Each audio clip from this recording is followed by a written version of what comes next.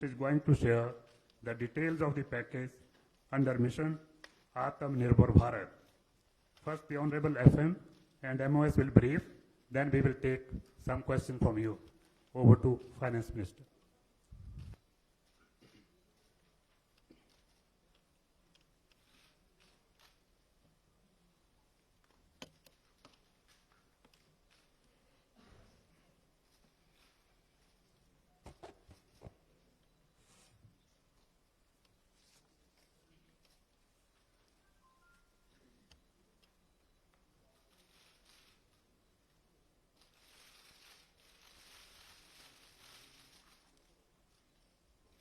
Good afternoon. Can you hear me with my mask or should I remove it? Are you okay? It's better now?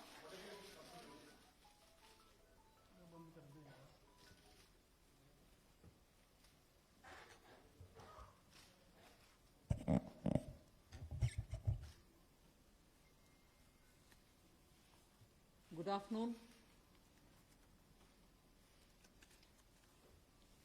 I'm sure all of you will have heard the Honorable Prime Minister speak last night to the nation. He laid out a vision, a comprehensive vision.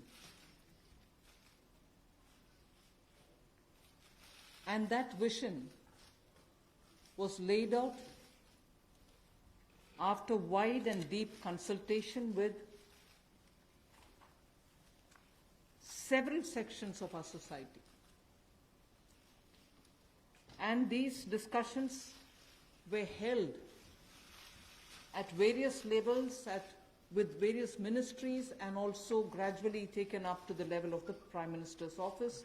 And the Prime Minister himself has been spending considerable time to make sure that the inputs obtained are given due consideration and they form a part of the package that's being given to the country.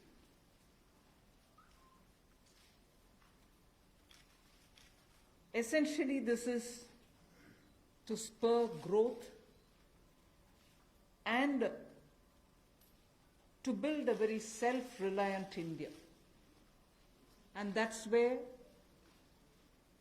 this whole initiative is called as Atmanirbhar Bharat Abhiyan. And the word Atmanirbhar India is the one which you will be hearing me say quite often. I know, coming from South India, a lot of people wondered what it actually meant. So for their benefit, I'll just say what it means in the 4 languages, subject of course to perfectionist corrections.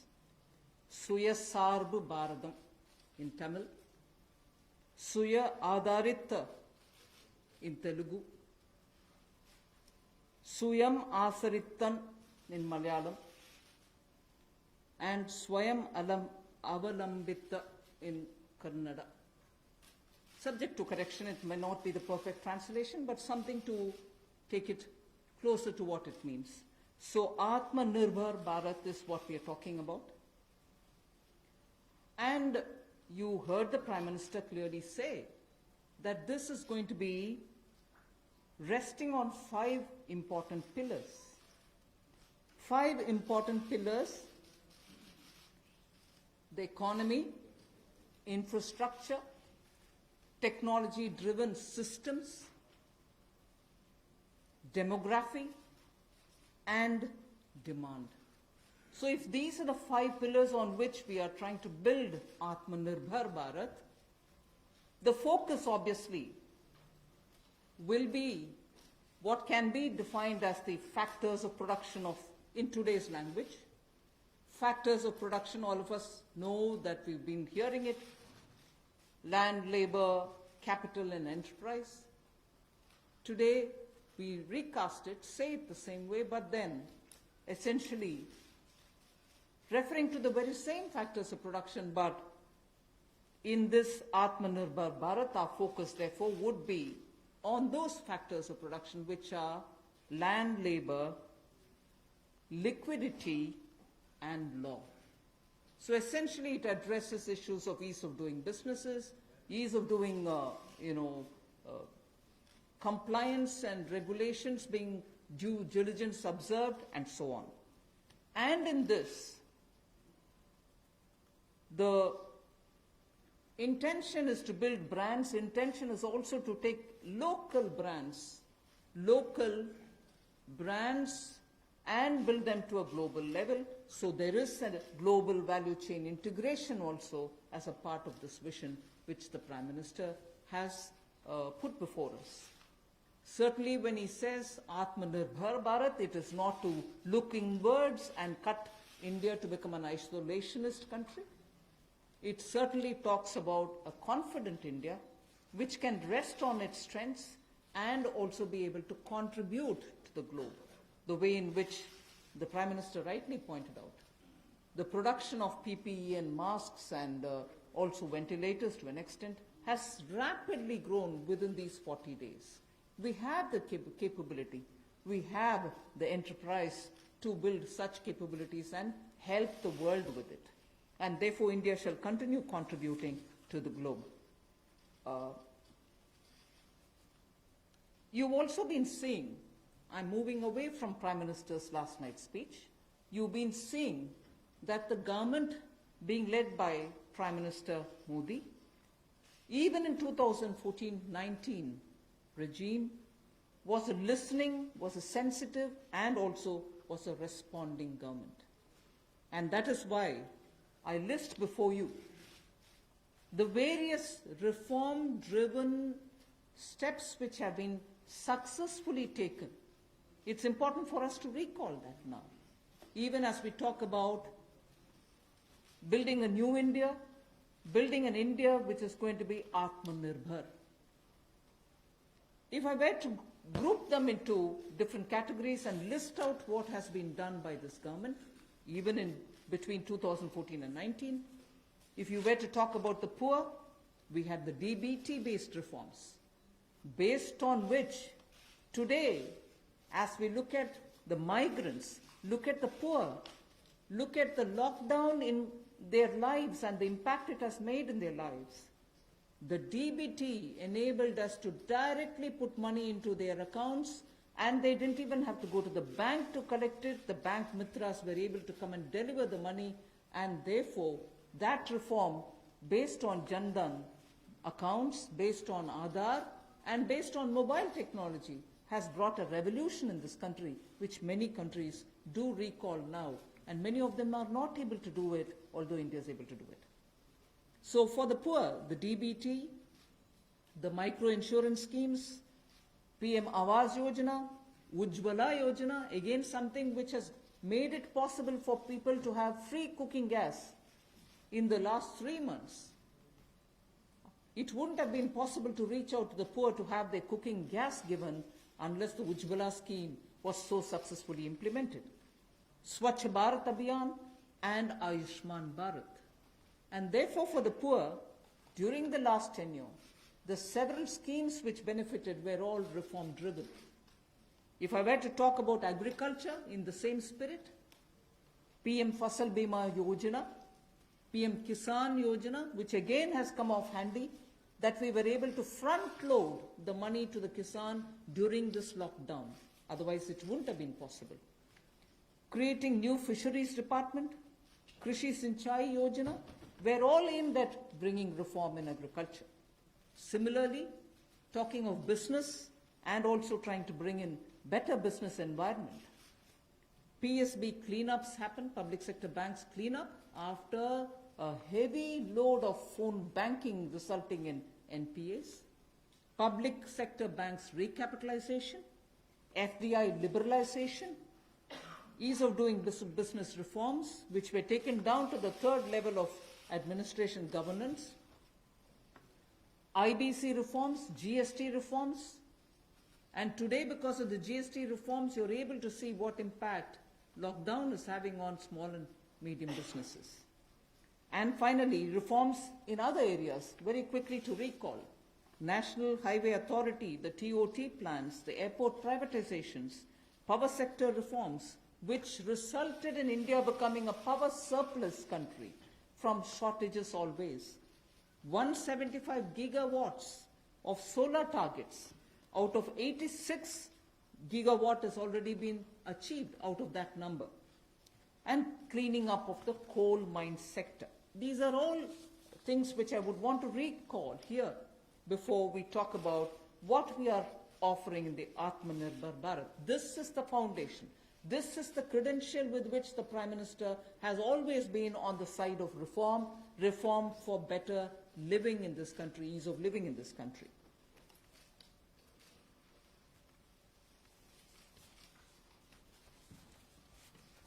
नमस्कार।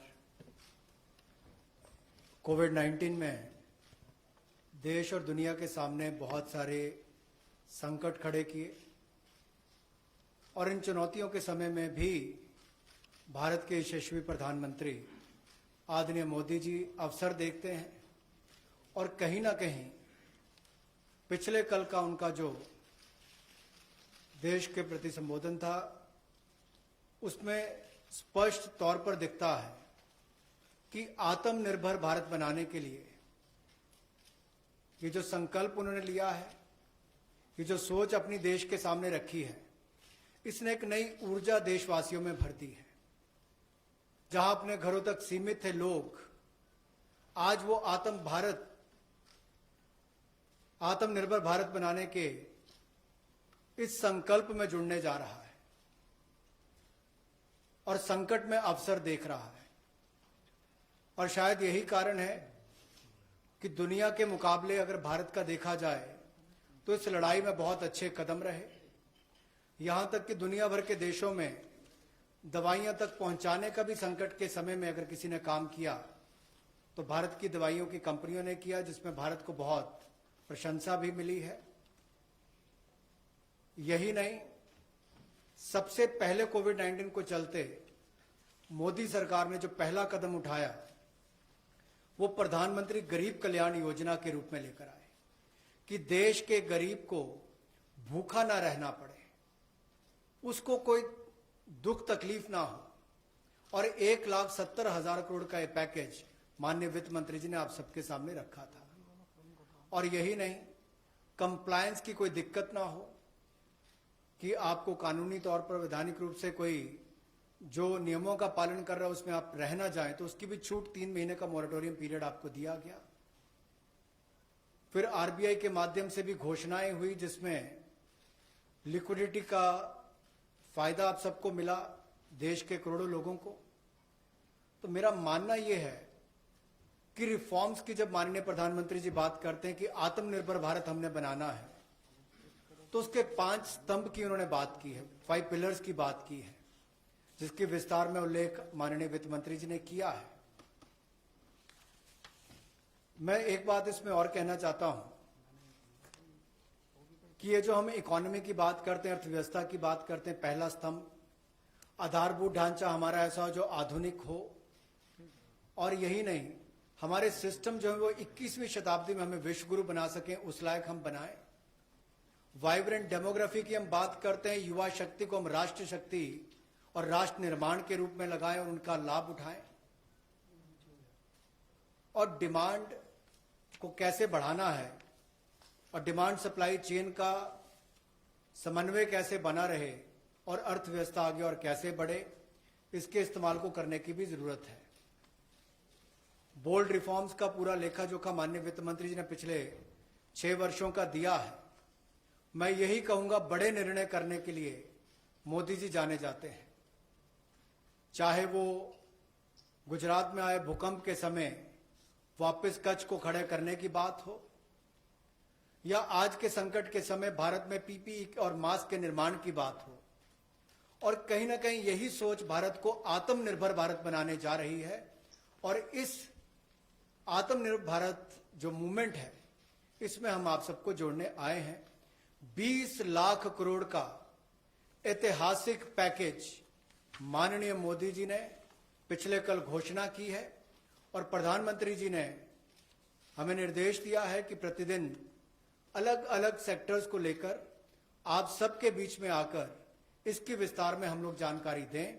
तो माननीय वित्त मंत्री जी आपको अगली जानकारी देंगे कि आज किस सेक्टर को लेकर हम आप सबके बीच में आए हैं, लेकिन बोल्ड रिफॉर्म्स 6 वर्ष भी होती रही, अब भी होगी, जब तक भारत आत्मनिर्भर नहीं हो जाता। उस दिशा में लगातार काम चलता रहेगा। So I broadly explained about the reform steps which were taken during the previous 14 to 19 tenure of this government. And after the 2019 elections, the July budget was presented.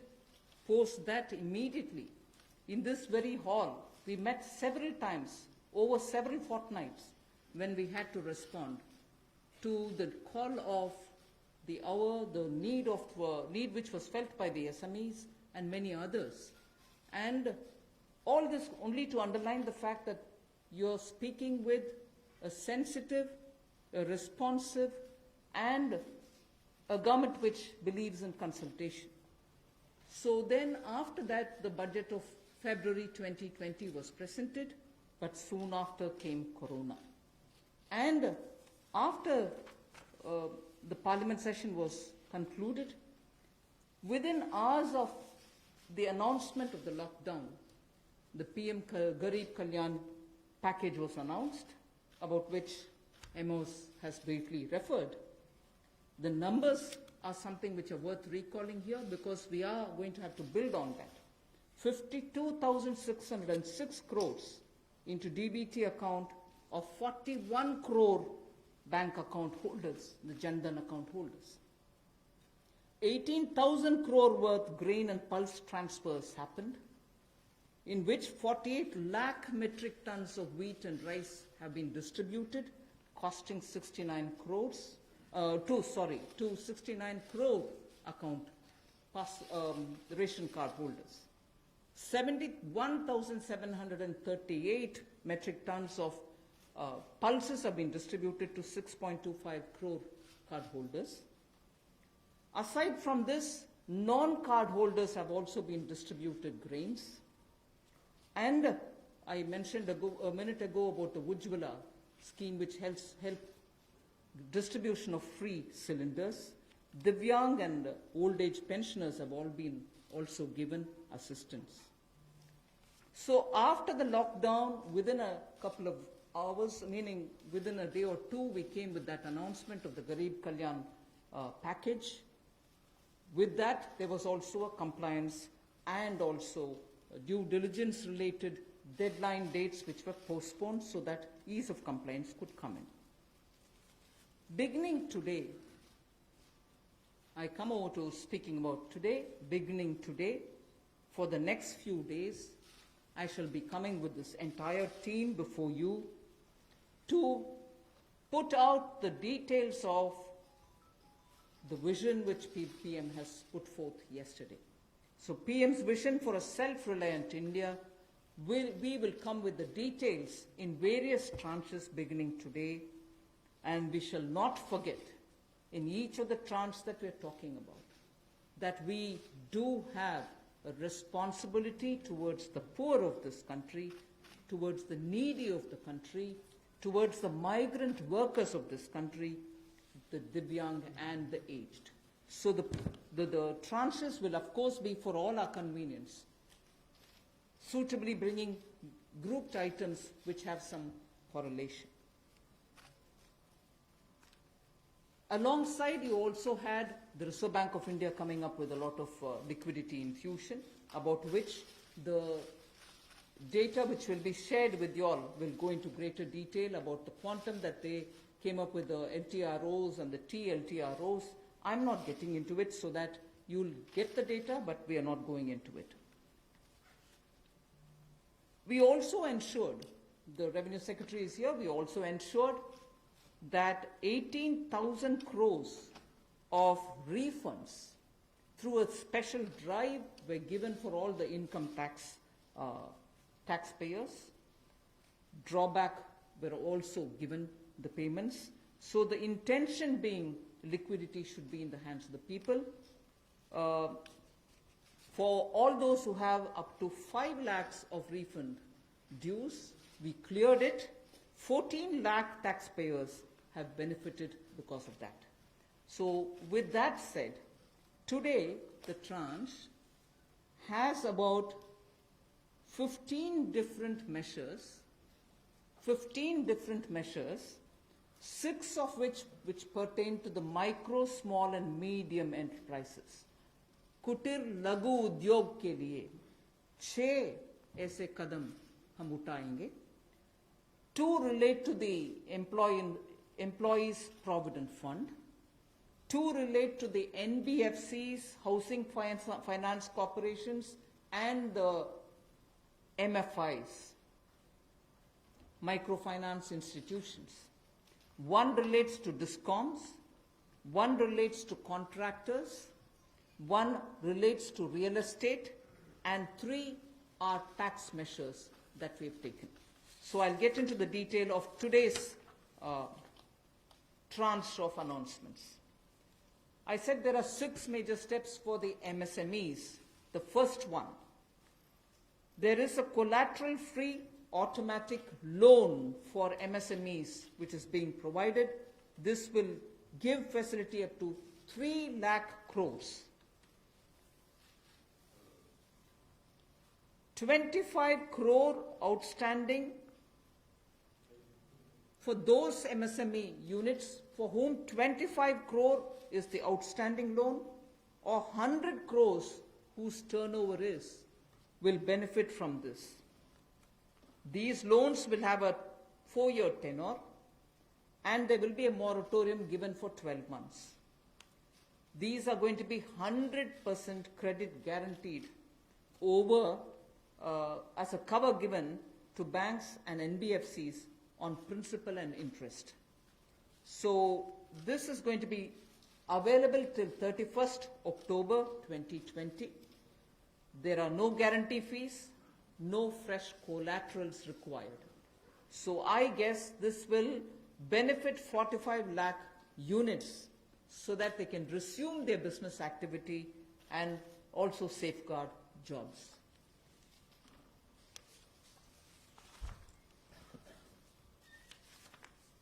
प्रधानमंत्री गरीब कल्याण योजना में जहां सबसे पहले कोविड हेल्थ वर्कर्स के लिए 50 लाख रुपए की इंश्योरेंस पॉलिसी का प्रावधान किया गया था, वहीं पर 80 करोड़ गरीबों को 5-5 किलो गेहूं या चावल देने का प्रावधान किया गया और पूरे देश भर में पीडीएस के अलावा अतिरिक्त ये 5-5 किलो उनको दिया गया, पिछले महीने भी और इस महीने भी. इसके अलावा ये प्रति व्यक्ति 5-5 किलो था और प्रति परिवार दाल देने का भी काम किया गया 1 किलो.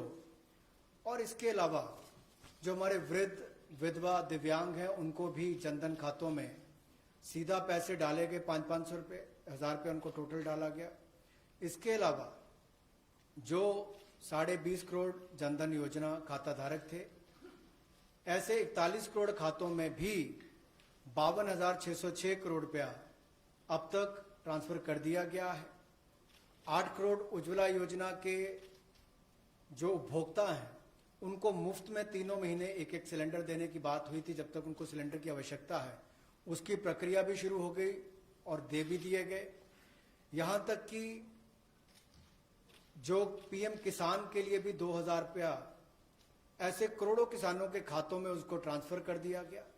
तो जितनी घोषणाएं उस पीएम गरीब कल्याण योजना के अंतर्गत की गई थी उन पर सारे कदम भारत सरकार द्वारा उठाए गए और करोड़ों भारतीयों को इसका लाभ माननीय प्रधानमंत्री नरेंद्र मोदी जी के माध्यम से मिला है.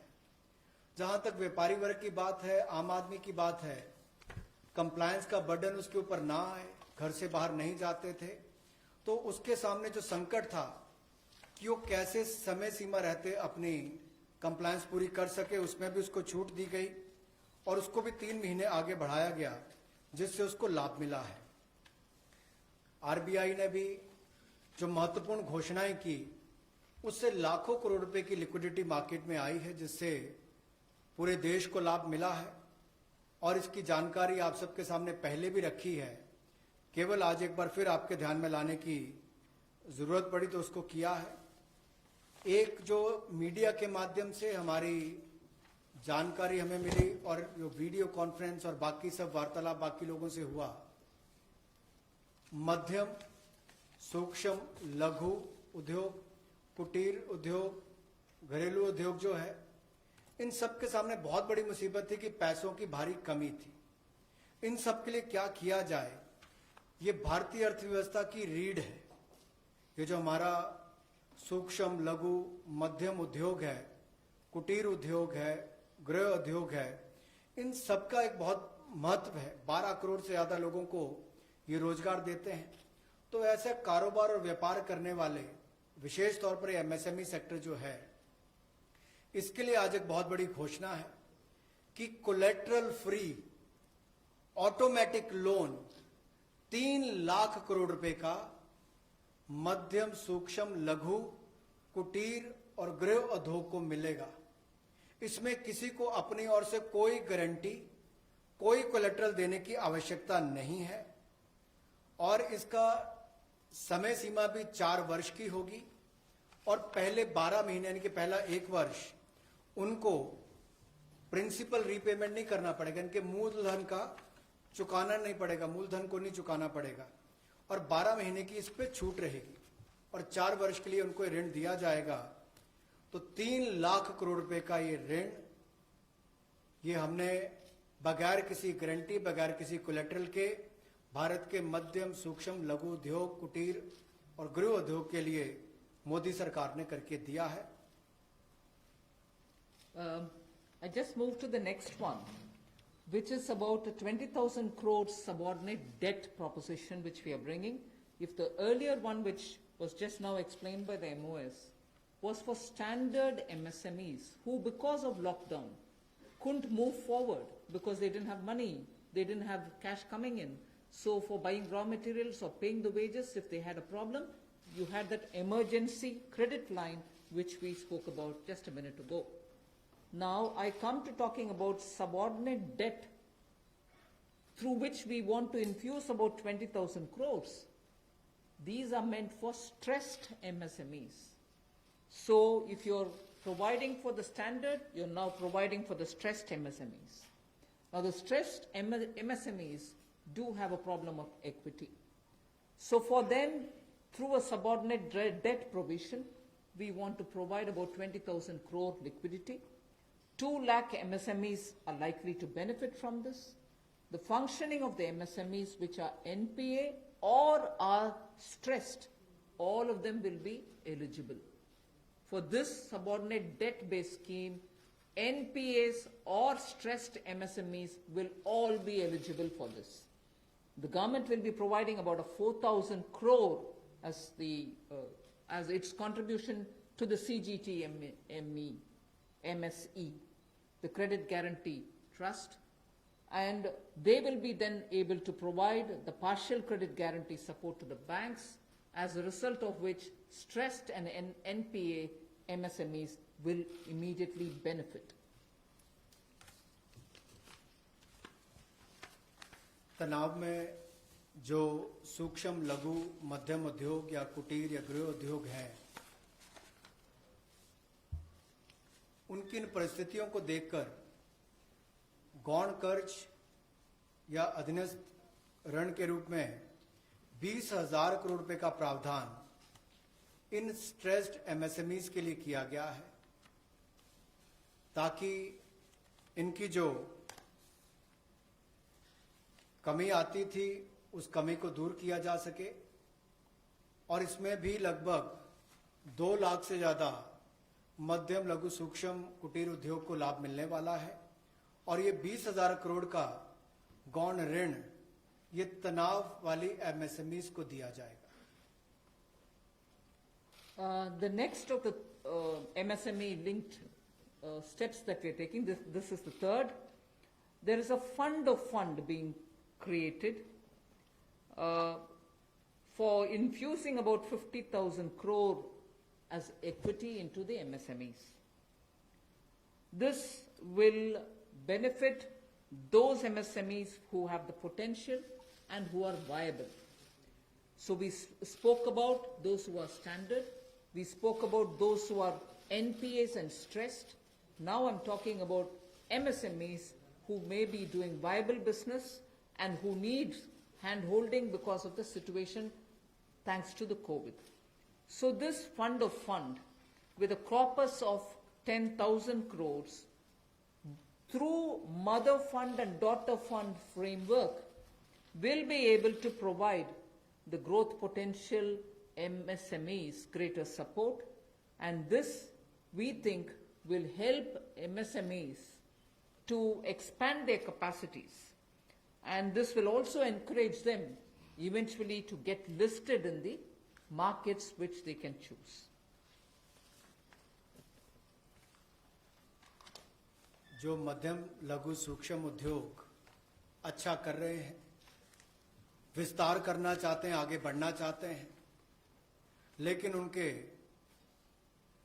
आकार को बढ़ाने की, क्षमता को बढ़ाने की सुविधाएं नहीं मिल पाती थी, तो उसके लिए फंड्स ऑफ फंड्स का प्रावधान किया गया है और इस फंड्स ऑफ फंड्स के माध्यम से 50,000 करोड़ की इक्विटी इन्फ्यूजन होगी, ये हम करने जा रहे हैं। इससे इन सभी अच्छा काम करने वाले मध्यम लघु सूक्ष्म उद्योगों को अपना आकार और क्षमता बढ़ाने का अवसर मिलेगा। The next one is something which all of us have been waiting for a long time, about the definition of MSMEs. I'm sure you heard from several sources that this discussion has been going on. We have now come to a stage where we can happily announce that the definition being changed is being changed in favor of the MSMEs. Because there was always this fear in very successful MSMEs also, that if they outgrow the size of what is defined as an MSME, they'll lose the benefits that they get as an MSME itself. So outgrowing this definition meant outgrowing and going out of receiving benefits. Therefore, MSMEs preferred to remain within the definition rather than grow. Now what we are coming with is a change in the definition of MSME so that they need not worry about growing in size. They will still be able to get quite a lot of benefits which otherwise, as an MSME, they had got. So now how do we change it? I told you why we are changing the definition. How are the changes being brought about? What exactly is the change which is coming in? The change is that investment limit which defined an MSME is being revised upwards. So you can be a slightly more larger invested company, but you're still going to be considered only as an MSME.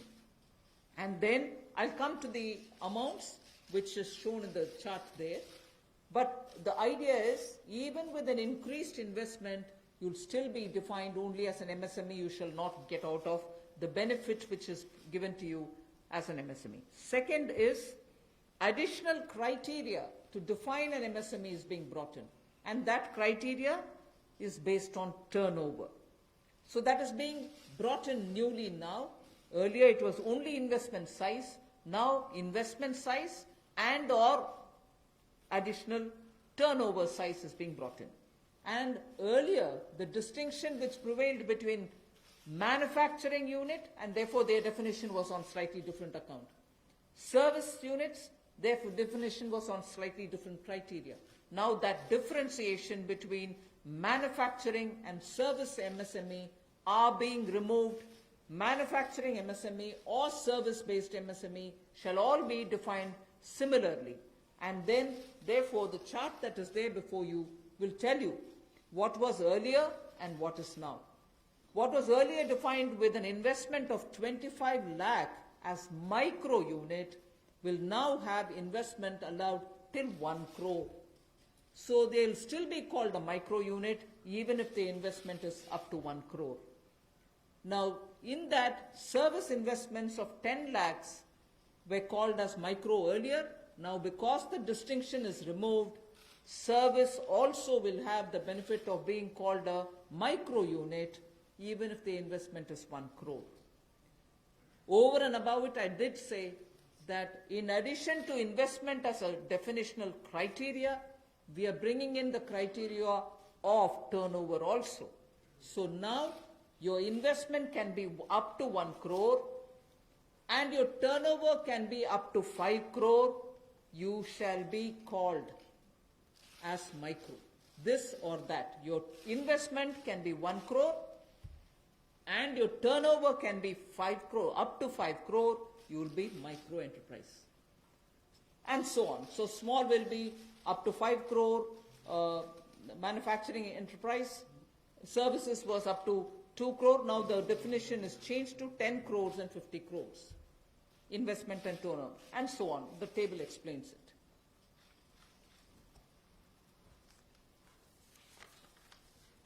सूक्ष्म लघु मध्यम उद्योग में इसकी परिभाषा में कम दहलीज होने के कारण ये लगातार संकट रहता था कि अगर हम इससे बाहर जाएंगे तो हमें जो हमारे बेनिफिट्स मिलते हैं, लाभ मिलते हैं, उससे हाथ धोना पड़ेगा।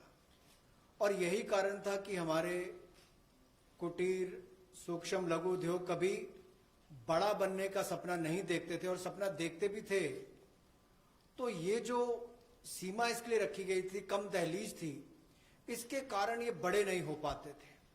और कहीं ना कहीं जो आज कंपटीशन है उसमें फिर ये बहुत पीछे रह जाते थे। वर्षों लंबित मांग है, वर्षों से मैं सुनता आ रहा हूं, चौथी बार एमपी बन गया, कब से शुरू हो रही, आज तक वही मांग है। मैं धन्यवादी हूं प्रधानमंत्री मोदी जी ने इस पर यह कदम उठाने के लिए कहा है। और जो पहले क्राइटेरिया था कि मैन्युफैक्चरिंग यूनिट जो है वो 25 लाख से कम इन्वेस्टमेंट की होगी तो माइक्रो में आएगा, और सर्विस एंटरप्राइज जो थी वो 10 लाख तक की अगर उसने इन्वेस्टमेंट की होगी तो माइक्रो में आएगा।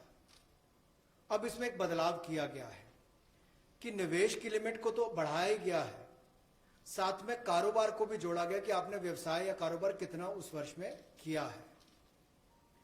तो इसको इन्वेस्टमेंट को बढ़ाकर माइक्रो के लिए 25 लाख से बढ़ाकर 1 करोड़ तक की जो इन्वेस्टमेंट करेगा वो माइक्रो यूनिट कहलाएगा। और ये मैन्युफैक्चरिंग और सर्विसेज दोनों के लिए एक ही क्राइटेरिया रहेगा, तो सर्विस सेक्टर को भी माइक्रो में आने का लाभ मिला है। तो 1 करोड़ से कम निवेश करने वाले को माइक्रो इंडस्ट्री में जो 5 करोड़ तक का व्यापार कारोबार करेगा उसको माइक्रो कहा जाएगा। स्मॉल वाले के लिए 10 करोड़ तक का निवेश और 50 करोड़ तक का कारोबार करने का प्रावधान, और मीडियम जो है उसमें 20 करोड़ तक का निवेश और 100 करोड़ तक की टर्नओवर। तो आप कल्पना कीजिए कि कल तक जो शायद मीडियम वाले के लिए आता था वो आज आपके स्मॉल वाले के लिए भी उससे बेहतर ऑप्शंस आकर खड़ी हो गई। तो इससे हमारे कुटीर सूक्ष्म लघु मध्यम उद्योग को बहुत बल मिलने वाला है। एक और बैंकों का हाथ पकड़ना, पैसा देना, दूसरी तरफ से डेफिनेशन चेंज करके उनके आकार और क्षमता को बढ़ाने का अवसर देना, ये अपने आप में क्रांतिकारी कदम इस दिशा में लिया गया है। I move to the fifth step in the MSMEs. I said total 6 measures are getting announced today. Of the 6, the fifth one is that for government procurement, tenders up to 200 crores will no longer be on global tender route, meaning global tenders will be disallowed in government procurement for tenders up to 200 crores. Why is this being done? Majority of the MSMEs in India were unable to supply those big mother units, as you may call, large companies, who they were serving all the while. Suddenly the conditions became, based on the global tenders, unmatchable by our MSMEs. So they were disqualified from supplying to companies for whom they actually grew as ancillary units. As a result, many of our MSMEs were not anymore able to participate in supplying products to many of these large units.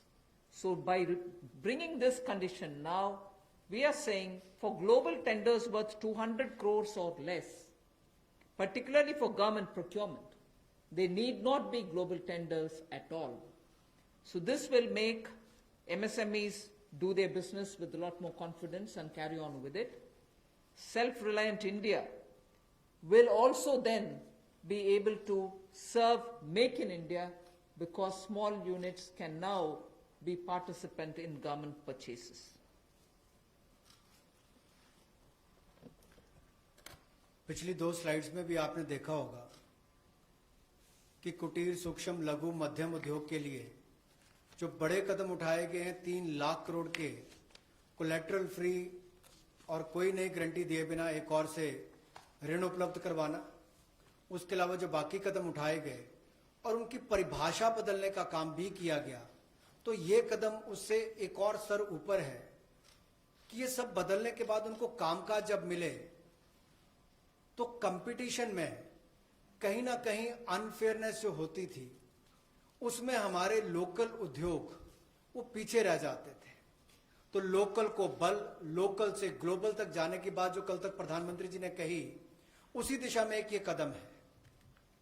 Local के लिए vocal भी, local को बल भी, local से global भी। तो ये इसीलिए ग्लोबल टेंडर्स जो हैं ये 200 करोड़ तक से कम वाले जो हैं, इसमें यानी कि 200 करोड़ से कम वाले में ग्लोबल टेंडर्स नहीं होंगे। इसमें हमारे सूक्ष्म लघु मध्यम उद्योग को लाभ मिलेगा और कहीं ना कहीं आत्मनिर्भर भारत की जो हम बात करते हैं उस दिशा में कदम ये भी उठाया गया है। The sixth step towards MSMEs is post-COVID, trade fairs, exhibitions are going to be very difficult. So we shall ensure that e-market linkage is provided across the board for all these MSMEs so that they're able to find their market easily in the absence of being able to participate in trade fairs which cannot be held in this environment. Also, very importantly, Government of India and also CPSEs, where there are receivables by MSMEs, we now announce that within the next 45 days, all their receivables will be cleared. The CPSEs and Government of India will honor every MSME receivable within the next 45 days. इसी तरह से एक बार फिर कुटीर सूक्ष्म लघु मध्यम उद्योग के लिए ये जो चुनौतियां कोविड-19 के समय शुरू हुई कि घरों तक सीमित होना पड़ा और आप कहीं जाकर सामान बेचने में दुविधा आती थी, तो ई मार्केट लिंकेज करने की बात की, क्योंकि ई कॉमर्स का आजकल जमाना भी आया है, वो भी होगा। और इसके अलावा व्यापार मेलों में कैसे वो इन्वॉल्व हो सके, उनका शामिल होना हो, प्रदर्शनियों में उनकी पार्टिसिपेशन हो सके, इसके लिए कदम उठाए जाएंगे। और जो हमारे सार्वजनिक केंद्र उपक्रम है उसमें जो अगर उनके कोई पेंडिंग पेमेंट्स है, सरकारी है या पीएसयूज में है, उनको भी अगले 45 दिनों में बल देकर वापस उनकी पेमेंट हो, ऐसा प्रयास किया जाएगा ताकि जल्द से जल्द उनकी पेमेंट हो, ताकि उनको राहत मिल सके। I now move to talking about EPF. You were aware during the Pradhan Mantri Garib Kalyan package, some measures were extended for the EPF. In that, we had said units which have 100 workers, 90% of whom are earning less than 15,000 rupees, will be able to draw from their EPF from the funds because they needed money in their hands. We have now, and for the 3 months, the payment of EPF also was given relaxation. What I would now like to say before you is a liquidity relief is being given for all EPF establishments. In this, 12% which is paid by the employer and 12% by the employee contribution. We extend the support which Government of India gave for another 3 months. We had given it for March, April, and May up to May 2020. The payments were made into their eligible accounts by Government of India for March, April, and May. Nearly 3.6 lakh establishments benefited from this. liquidity relief of 2,500 crores to 72.22 lakh employees is now being proposed to be provided by extending this contribution for the next 3 months also. June, July and August 2020, the EPF contribution will be paid by Government of India, and this shall provide 2,500 crore liquidity support.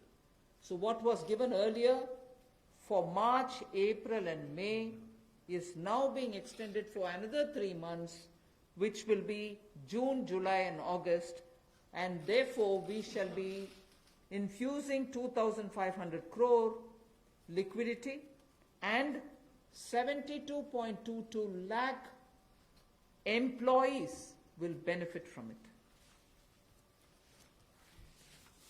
1,70,000 crore के प्रधानमंत्री गरीब कल्याण package में एक सुविधा दी गई थी कि EPF जो है, प्रोविडेंट फंड जो है, वो 12% जो कर्मचारी उसका भी और जो नौकरी देने वाला उसका भी 12% भारत सरकार देगी। और ये पहले 3 महीनों के लिए हमने किया था, जिसकी भुगतान कर भी दिया गया पहले 2 महीनों के लिए, और इसको अगले 3 महीने और बढ़ा दिया जाएगा। इसका प्रावधान भी जून, जुलाई और अगस्त के लिए कर दिया गया है। 3,67,000 ऐसी संस्थाओं के 72,22,000 ऐसे कर्मचारियों को इसका लाभ मिलेगा, जब कर्मचारी का 12% हिस्सा भी और नियोक्ता जो नौकरी देने वाला है उसका 12% हिस्सा भी भारत सरकार देगी, और ये कुल मिलाकर 2,500 करोड़ के लगभग का लाभ इनको मिलेगा। The next on EPF again, in order to provide more take-home salary for the employees and also to give relief to employers in the payment of PF for those which have not been covered under the earlier description, which is if you have 100 employees, 90% of whom are drawing less than 15,000, we announced a scheme earlier, which I'm extending for another 3 months. That's what was announced a minute ago. The second one in EPF now is the statutory PF contribution for those who are not covered in the earlier one is being reduced from 12% to 10%. So for the next 3 months, employers need to pay only 10% and not 12% so that they will have some more money in their hands. However, for the central public sector enterprises and for state PSUs, we will continue to pay 12%. So this reduction is not for the government. However, government employees, government employer still pays 12%. But employees in these public sector undertakings will be given the advantage of paying only 10%. So a liquidity relief of 6,750 crores for both the employee and employer will be available for the next 3 months.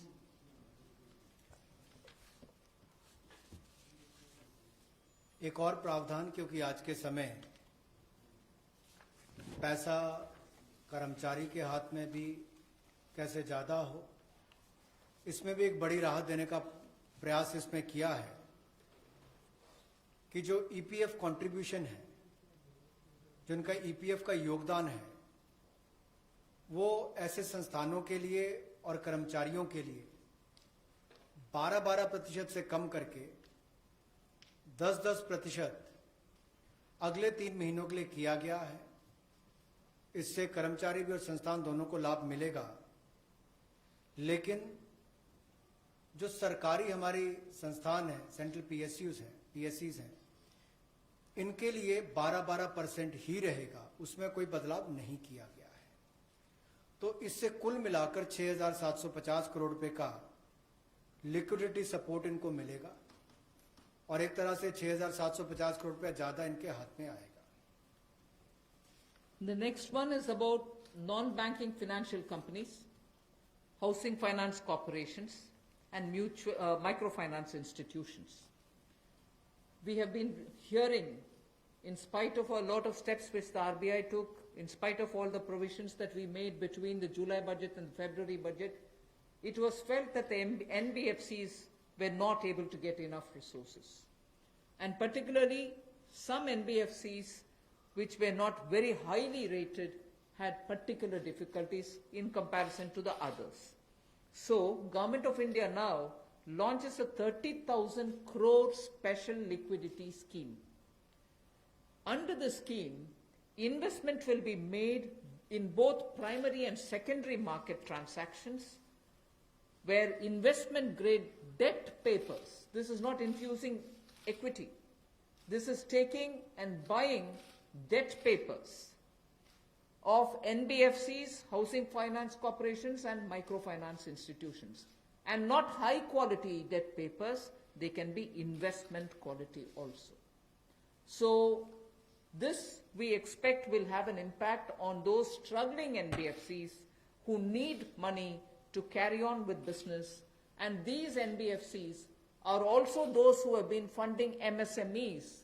So in order for these NBFCs to keep their network of MSMEs served, this infusion is absolutely necessary. And these securities with which you're going to buy these debt papers will be fully guaranteed by Government of India. They will be fully guaranteed by Government of India. We hope that this will also bring in a lot of difference for NBFCs who have access to small and micro units, and therefore we want to ease the flow of credit through these NBFCs who have only not so good debt papers in their hands. गैर banking वित्तीय कंपनियां NBFCs या फिर हमारे housing finance companies और micro finance institute, इन सब के लिए जो इनके पास लिक्विडिटी की कमी आती थी, धन का अभाव होता था, उसके लिए ये नई योजना लेकर आए हैं जिसमें 30,000 करोड़ रुपए का विशेष तौर पर प्रावधान किया जाएगा। स्पेशल लिक्विडिटी स्कीम ये होगी जिससे इनके धन की आपूर्ति भी होगी और इसके माध्यम से जहां एक और हाउसिंग सेक्टर को बल मिलेगा, एमएसएमई सेक्टर को बल मिलेगा, उसका भी लाभ हमारी अर्थव्यवस्था में और नीचे आम आदमी को पहुंचेगा और इसका पूरी तरह से गारंटी भारत की सरकार देगी। The next facility also for the NBFCs is to give 45,000 crore liquidity infusion through a partial credit guarantee scheme for the NBFCs in particular. This is an existing scheme, but we are expanding its scope. Expanding its scope only because it will now cover borrowings such as primary bond issued, the commercial papers. So all these will constitute the liability side of the balance sheet, but we are getting into that area also. But in this case, as different from the previous one, 20%, the first 20% loss alone will be borne by the guarantor, which is Government of India. The first 20% loss. So in this again, AA rated papers below and also below that will all be included. Even unrated papers will be eligible for investment. This we think will help many of the microfinance institutions, and with this, if money goes into their hands, even based on unrated papers, we guess they will have liquidity to reach out to the MSMEs who may be in the far-flung areas. जहां पहली 30,000 करोड़ की liquidity guarantee scheme लेकर आए थे, NBFCs के लिए, एचएफसीज और MFIs के लिए, वहीं पर अब आंशिक ऋण गारंटी योजना ये लगभग 45,000 करोड़ रुपए की एनबीएफसीज का इसमें प्रावधान किया गया है। इसमें भारत सरकार गारंटर होगी, जो 20% का नुकसान इसके द्वारा वहन किया जाएगा। और यही नहीं, इसमें AA पेपर और इससे भी नीचे वाले जो है उसको भी इसमें पैसा मिल पाएगा, ऋण मिल पाएगा। और इसके अलावा जो अनरेटेड पेपर एलिजिबिलिटी है इन्वेस्टमेंट के लिए, वो भी इसमें प्रावधान किए गए हैं ताकि ज्यादा इसका स्कोप बढ़ सके, ज्यादा लोगों को इसका लाभ मिल सके और कुल मिलाकर इससे भी नई लैंडिंग जो है यानी कि कर्जा दिया जा सके सूक्ष्म लघु मध्यम उद्योग को और आम नागरिकों को भी मिल सके, उसके लिए इसका प्रावधान किया गया है। I move over to talking about the DISCOMs. DISCOMs today are facing unprecedented cash flow problems. They desperately need help. Otherwise, they are unable to pay the power generating companies. You know, all the states, DISCOMs are in serious crisis. So in order to help them, there is a emergency liquidity injection, which is happening to the extent of 90,000 crores. Now the Power Finance Corporation, REC, the Rural Electrification Corporations, both of them put together will infuse liquidity of 90,000 crores to all the DISCOMs against all the receivables that they have. They're sitting there without getting paid. In turn, they are not able to pay the GENCOs. In turn, the GENCOs are wondering where they will have more money to pay for producing electricity. And at a time when we are talking about Atmanirbhar Bharat, at a time when we are also rightly claiming the credit for having made India a surplus power generating country, we've reached a stage where DISCOMs don't have money because they're sitting with receivables. So we are now making a provision, a one-time provision, for PFCs and RECs to infuse that money into the DISCOMs against their receivables, and who in turn, this will be done with the state issuing guarantees. The guarantee, the amount which is being infused on guarantees being given by states. Now, obviously, having received that infusion of money, the DISCOMs will pay the GENCOs. GENCOs in turn will clear their dues and keep the cycle moving. Now, what does this do to the customer? The customer, we want the benefit to be passed on to the customer. We are in fact telling the central public sector generation companies that they shall give rebate to those DISCOMs which shall pass these benefits to the final customer. So we are making it clear to the central public sector generation companies that on receiving the money from the DISCOMs, they should be able to pass it on again back to the consumers. So this is a one-time infusion of liquidity for cash-desperate DISCOMs.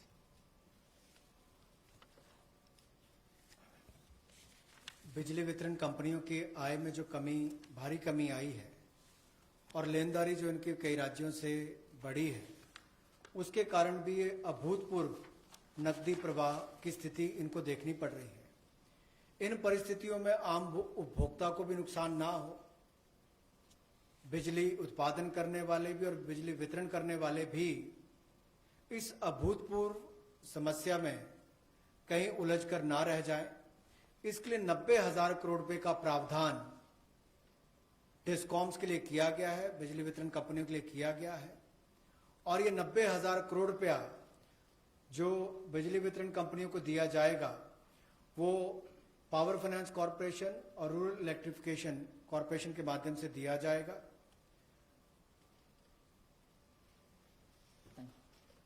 I move over to the next, which deals with contractors. All Government of India agencies, such as the railways, road transport, highways, CPW, etc., will now give 6 months extension without any cost to the contractors, so that extension should cover construction work or goods and services contracts that they have with central government agencies. They can take additional 6 months to comply with the contract conditions.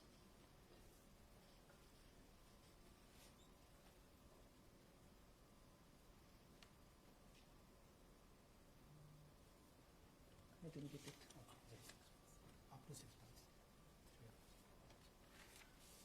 So the extension is up to 6 months, is what I'm being told. Okay. Covers construction. This shall cover construction work or cover even goods and services contracts. It will also cover completion of works and intermediate milestones that they may have.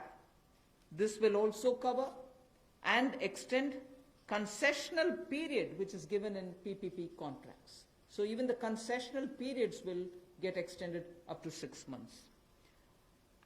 And in order to facilitate greater liquidity which they can obtain, government agencies will partially release bank guarantees to the extent of the partially completed contracts. So if a particular contract is completed to some extent and not fully, to that some extent, the partial bank guarantee will also be released so that their cash flow will improve. जहां एक और पहले 200 करोड़ तक के tenders global नहीं होंगे, एक वो राहत दी गई। अब उसके बाद जो अभी काम हमारे कॉन्ट्रैक्टर्स कर रहे हैं देश भर में, चाहे वो रेलवेज का हो, सड़कों का हो, हाईवेज का हो, सेंट्रल पब्लिक वर्क्स का हो, अलग अलग डिपार्टमेंट्स के हों, क्योंकि कोविड के कारण ये समस्या खड़ी हुई, तब उनको 3 महीने से ज्यादा 6 महीने तक की राहत इसमें दी जा सकती है एक्सटेंशन के रूप में, ताकि उनको कोई खामियाजा ना भुगतना पड़े। और जो ऑब्लिगेशंस थी उनकी, उसके कारण दिक्कत आ सकती थी, इसलिए प्रावधान किया गया है ताकि मुकदमेबाजी या बाकी सब ना हो और मानसिक रूप से भी ठीक रहे और अच्छा काम करके समय पर पूरा कर सकें। तो 6 महीने तक की इनको राहत दी गई। और यही नहीं, जो पीपीपी कॉन्ट्रैक्ट है उसमें भी जो कंसेशन पीरियड है उसमें भी ये राहत 6 महीने तक की दी जा सकती है, पर मैक्सिमम जो है 6 महीने तक हो सकता है। केस टू केस मैटर करेगा। और जो सिक्योरिटी दी जाती थी पार्शियल, उसको रिलीज किया जा सकता है आंशिक रूप से। मान लीजिए मैं कोई ठेका लिया है, 70% किसी ने काम किया और उसके एवज में उसकी आंशिक रूप से वो बैंक गारंटी को वापस किया जा सकता है, ताकि उसके पास और लिक्विडिटी और काम करने के लिए आ सके। एक बहुत बड़ी राहत इस तरह से कॉन्ट्रैक्टर्स को भी देश भर में देने का एक प्रावधान किया है।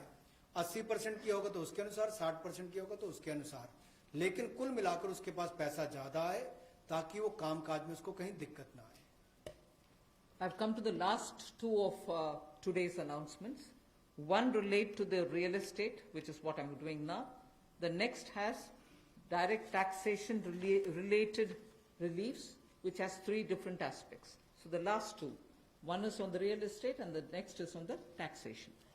In the real estate matter, the Urban Development Ministry shall issue advisory to the states and the union territories so that the regulatory authorities are given clear picture that they can treat the COVID-19 period as an event where you can invoke the force measure. In other words, they can treat it as an act of God, and to that extent be flexible about the execution of the contract signed. This will also mean that with the necessary changes, they will have to issue fresh project registration certificates. They can extend the registration and the completion dates. Suo motu, they can do it by 6 months for all registered projects, expiring on or before 25th March 2020. So using the force majeure clause, they can suo motu extend the registration and completion date by 6 months if the project was registered on or after 25th March 2020. So there need not be individual applications separately for it. They can suo motu do it. They can also issue fresh project registration certificates automatically with revised timelines. So this way, people who had entered into a contract and got fixed because of the coronavirus will not suffer. These measures, we think, will de-stress developers and real estate industry which is already in difficulty will benefit with the new timelines. कोविड-19 का प्रभाव हमारे real estate projects पर भी पड़ा होगा और इसके लिए ही ministry of housing and urban development ये राज्य की सरकारों को और यूटीज को एडवाइस भी करेगी कि उनकी जो रेगुलेटरी अथॉरिटीज हैं वो एक प्रावधान करें कि जो रजिस्ट्रेशन और कंप्लीशन डेट है उसको सुओ मोटो 6 महीने तक आगे बढ़ा दिया जाए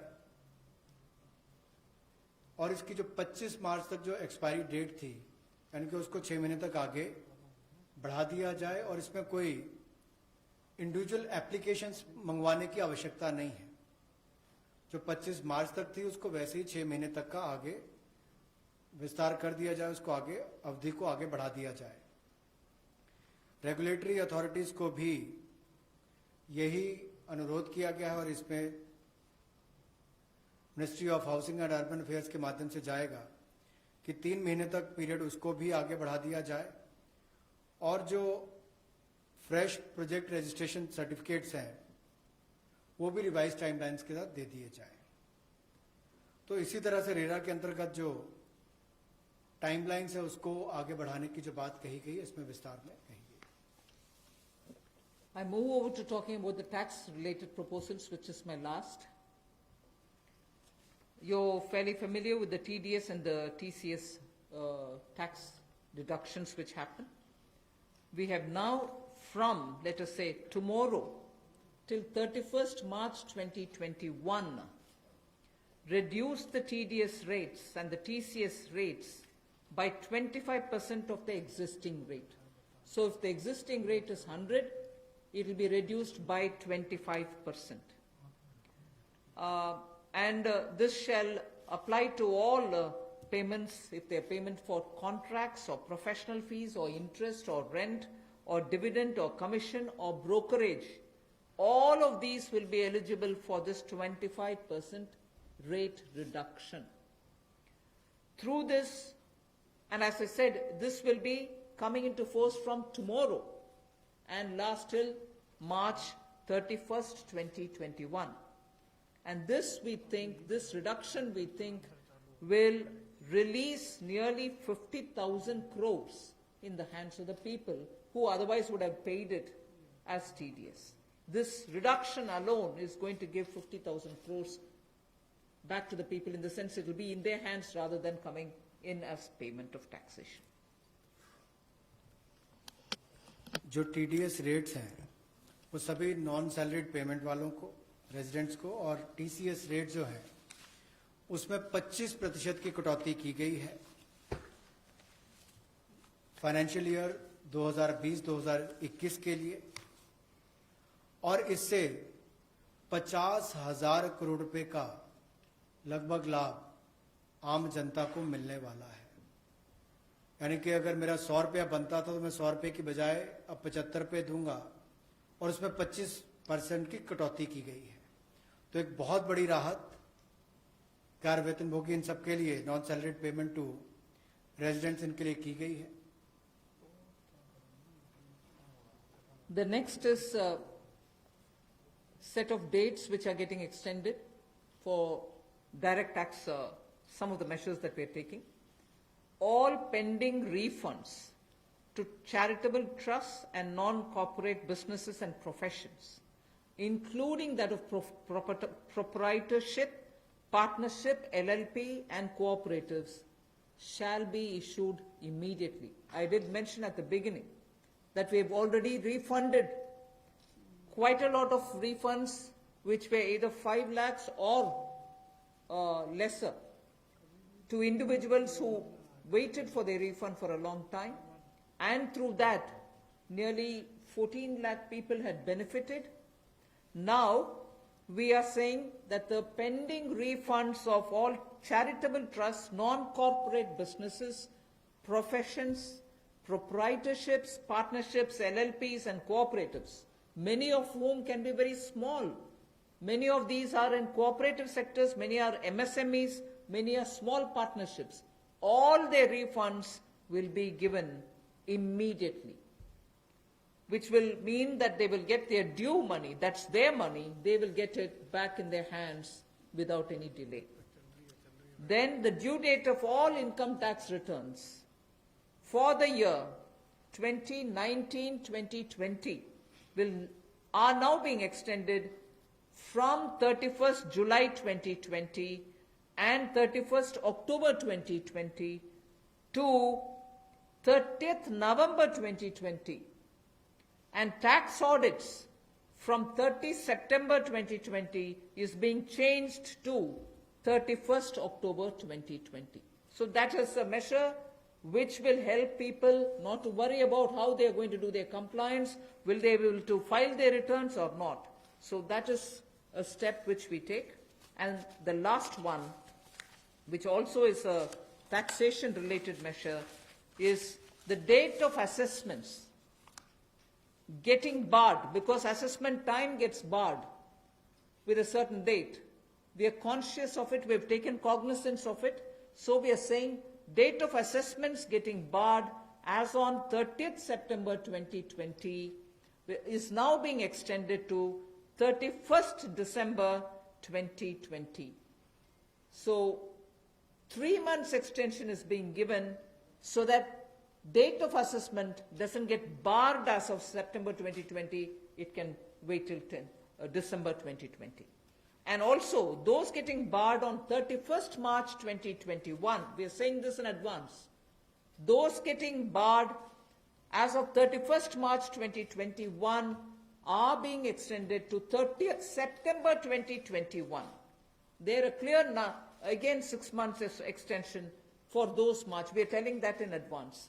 31st March 2021, which we are getting debarred, will now be moving over to 30th September 2021. And the last point that I would want to share with you all for this evening is, you know, we've launched this Vivad Se Vishwas scheme for making payment, and there was a component that you had to pay 10% extra if it is beyond a certain date. Now, without any additional amount which is to be paid, in total, the whole Vivad Se Vishwas scheme is getting extended up to 31st December 2020. And for this extension, no extra payment is being asked. So the entire Vivad Se Vishwas moves over to 31st December 2020. 5 lakh तक के refund 14 lakh से ज़्यादा लोगों को अब तक वापस कर दिए गए थे। उसके अलावा जो उससे ऊपर वाले उसकी भी प्रक्रिया शुरू, और बहुत सारे लोगों को वो भी वापस कर दिए गए हैं जो रिकॉर्ड समय के अंदर किए गए। अब इसके अलावा जो पेंडिंग रिफंड्स हैं, चाहे वो चैरिटेबल संस्थाओं के हों, ट्रस्ट के हों, या नॉन कॉरपोरेट बिजनेस या प्रोफेशंस के हों, यानी कि प्रोप्राइटरशिप, पार्टनरशिप, एलएलपी, कोऑपरेटिव्स, इनको भी जल्द ही इनके रिफंड्स इशू कर दिए जाएंगे ताकि पैसे की कमी कहीं पर ना आए।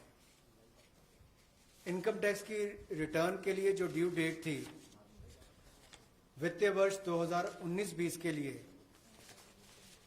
उसको 31 जुलाई 2020 और 31 अक्टूबर 2020 से बढ़ाकर 30 नवंबर 2020 कर दिया जाएगा, और टैक्स ऑडिट को भी 30 सितंबर 2020 से बढ़ाकर 31 अक्टूबर 2020 कर दिया जाएगा।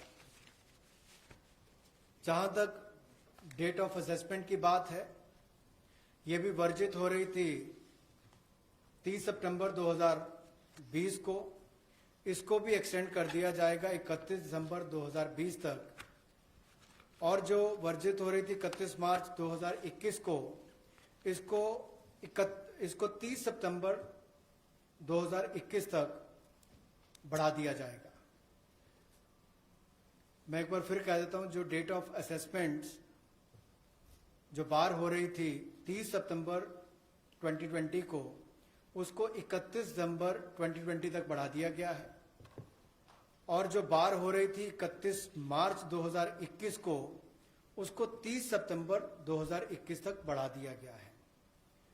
विवाद से विश्वास स्कीम बजट के समय भी हम लाए थे, लेकिन इन अभूतपूर्व परिस्थितियों के चलते इसको भी जिनको पेमेंट करनी है कोई अतिरिक्त पेमेंट ना किए बिना, एडिशनल अमाउंट दिए बिना इसको 31 दिसंबर 2020 तक एक्सटेंड कर दिया गया है, ताकि आप 2020 31 दिसंबर तक पेमेंट कर सकते हैं। उसमें आपको कोई अतिरिक्त पेमेंट नहीं करनी पड़ेगी। मैं धन्यवाद करना चाहूँगा फाइनेंस मिनिस्टर का, एमओएस फाइनेंस का, for detailed briefing to all of us on these particular subjects. Madam, with your permission, 2 questions we are going to take online and 4 questions we can take from the hall here. So first I take the question online. How does the government plan to finance rupees 20 lakh crore stimulus? Maybe this is a question I should answer after I finish all my announcements on the various tranches. But government has also given a slightly altered schedule, the borrowing schedule. So that is one of the ways, that is, I repeat, that is one of the ways in which we are also expecting to finance. But the other details about how exactly are we going to get financing this will be probably more appropriately answered after we finish announcing all the tranches. Number 14.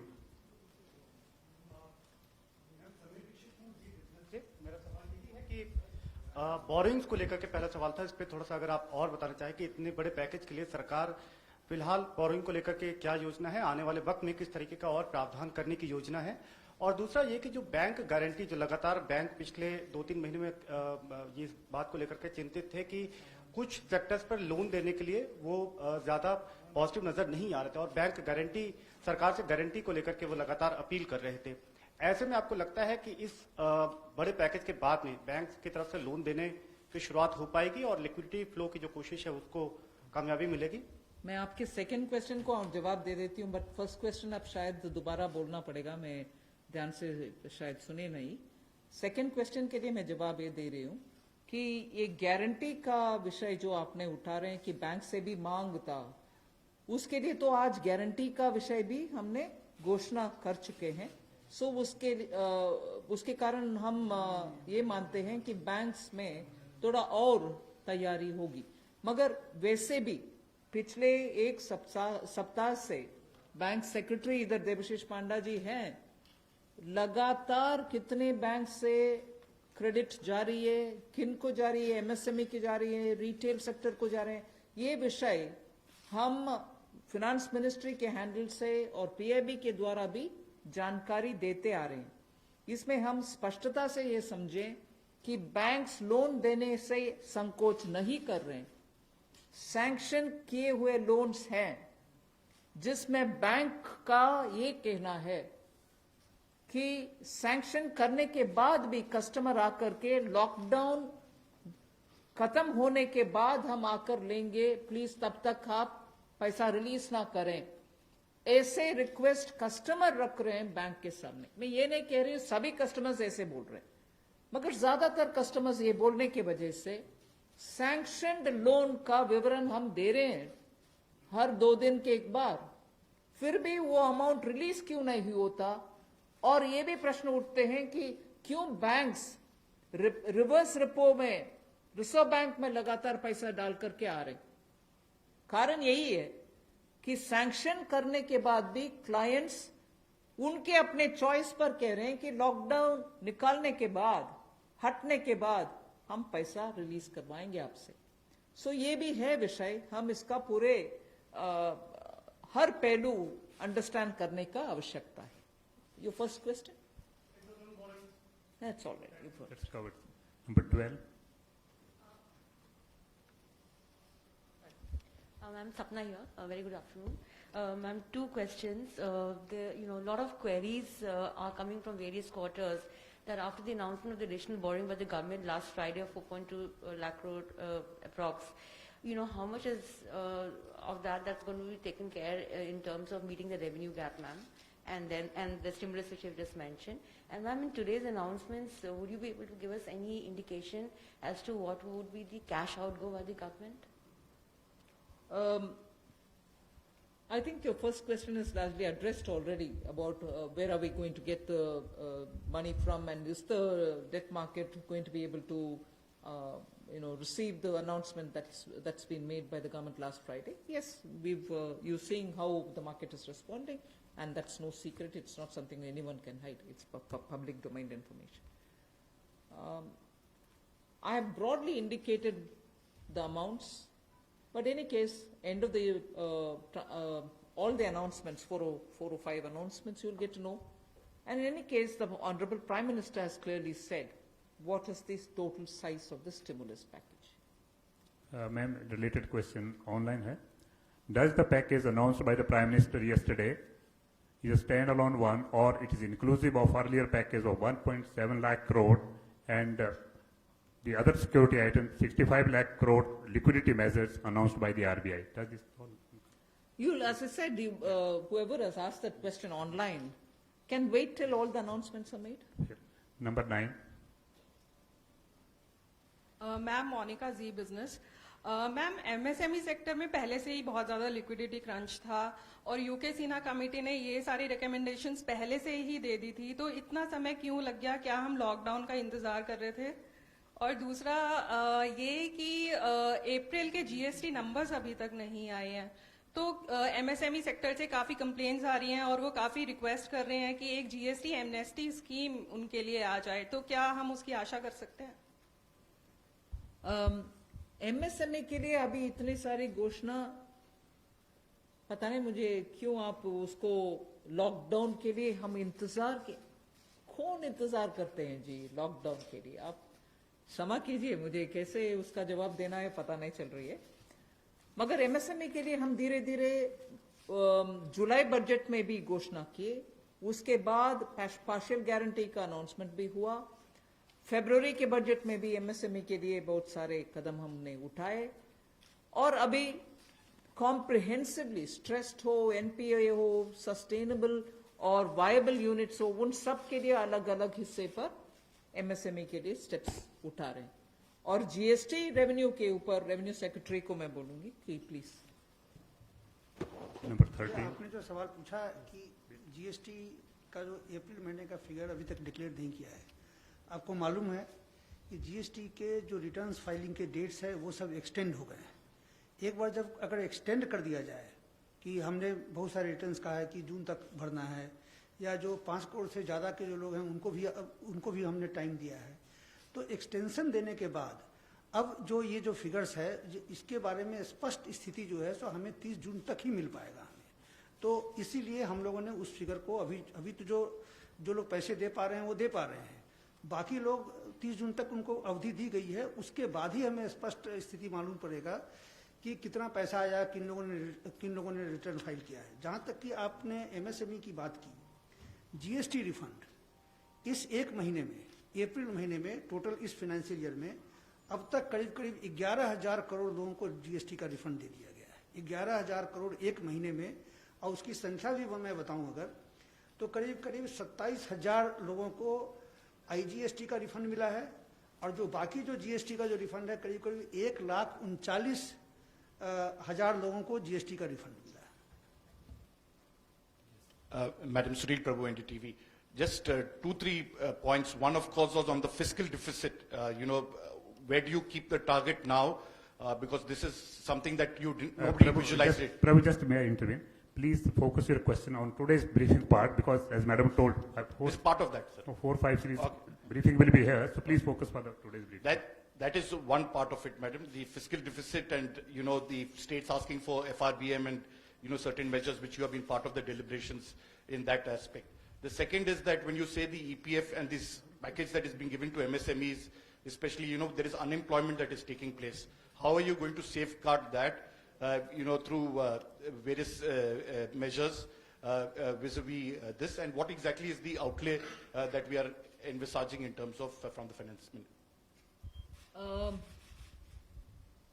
You've actually sort of spread like a bird's eye view of what's going to come. So I might want you to wait for the next announcements. 33. That's why I said it's spreading. 33. Ma'am मैं शैलेश हूँ NI से। Ma'am MSME को लेकर आपने तमाम announcement करे हैं, उसमें 2-3 तो क्लैरिफिकेशन चाहूँगा। एक तो जो एमएसएमई की डेफिनेशन आपने चेंज करी है, उससे कितनी कंपनीज को बेनिफिट होगा, और जो 200 करोड़ से ऊपर के जो टेंडर हैं, जो फॉर ग्लोबल टेंडर्स आते थे, कितने लोग जो हैं उससे, कितने ग्लोबल टेंडर्स उससे बाहर हो जाएंगे। और मैम एक सवाल मेरा ये है कि जो आज आपने अनाउंसमेंट करा है और जो इंफ्रास्ट्रक्चर का 1 लाख करोड़ का जो आप लोगों ने टारगेट करा है, उसमें से कितना इसमें अनाउंस हुआ है या अलग है कुछ? मैं ये प्रश्न जो आपने उठाया ग्लोबल टेंडर के विषय में, कोई बाहर नहीं होंगे लोग, इसमें पार्टिसिपेट करने के लिए हम कदम उठा रहे हैं ना। अगर ग्लोबल टेंडर का आवश्यकता नहीं है, जिसके वजह से स्मॉल एंड मीडियम इंडस्ट्रीज उसमें भाग लेना मुश्किल समझ रहे हैं, हम उस रिक्वायरमेंट को ही हटा दिया कि ग्लोबल टेंडर कॉल फॉर ना करें, जिससे 200 करोड़ से कम वाले गवर्नमेंट प्रोक्योरमेंट में एमएसएमई भाग लें। एक्सक्लूशन नहीं है, इंक्लूशन होगा। Last question 104. वो आंकड़ा मैं बाद में दूंगी। अभी the intention of that definitional change is to have more companies remain as micro, small and medium enterprises. Growing के वजह से वो इस definition से बाहर ना हो जाएं, इसके लिए कितने यूनिट बेनिफिट होंगे, if anybody of the secretaries have that information they can give, नहीं तो हम आपको कैलकुलेट करके देंगे कितने यूनिट इससे दोबारा एमएसएमई के डेफिनेशन के अंदर आएंगे। मैं आमिर हूं न्यूज नेशन से। एक ब्रॉड पिक्चर को लेकर के एक सवाल है कि जो लॉकडाउन की स्थिति हुई उसके बाद से अब तक भारतीय अर्थव्यवस्था को कितना नुकसान पहुंच चुका है, और दूसरा ये कि जो ये आपका स्टिमुलस पैकेज है 20 लाख करोड़ का, लॉकडाउन की स्थिति आगे भी बढ़ती है अगर, और ये स्थिति ऐसे ही बनी रहती है, तो इससे इसको कितना अर्थव्यवस्था को फायदा पहुंचेगा और कितना अब तक नुकसान अर्थव्यवस्था को हो चुका है? आप दोनों प्रश्न इतना स्पेकुलेटिव प्रश्न पूछ रहे हैं मेरे से, जवाब देना मैं आसान नहीं समझ